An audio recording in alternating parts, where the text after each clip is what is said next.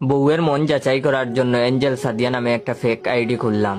তাড়াতাড়ি ID log in করেই বউকে একটা মেসেজ পাঠিয়ে দিলাম, হাই আপু, বলছিলাম আপনার স্বামী আপনাকে ঠিকঠাক দেয় তো ভরণ পোষণ। কিছুক্ষণ পরে আমার বউয়ের রিপ্লাই, থতমত খেয়ে যাওয়ার মতো দুইটা ইমোজি। না, এভাবে বলাটা ঠিক হয় নাই, আর একটু ঘুরিয়ে বলাটা উচিত ছিল। যাই হোক, আমি বলছিলাম আপু আপনার পোস্ট অনেকদিন ধরে ফলো করি আমি, তবে কেন জানি আমার মনে হয় আপনি পার্সোনাল লাইফে আমার মতোই খুব অসুখী। নিশ্চয়ই বাইয়া ঝামেলা করে, তাই না? বউয়ের রিপ্লাই, ব্রকেন ইমোজি দুইটা।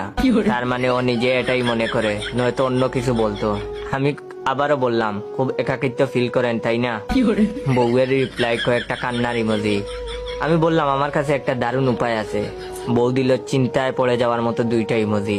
আমি বললাম আমার অফিসের বসের সাথে প্রেম করবেন।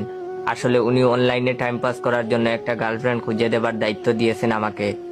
যদি আপনি রাজি হতেন আমার কষ্টটা কমতো। বউয়ের শেষ রিপ্লাই, তাই নাকি? আমি বললাম হ্যাঁ আপু।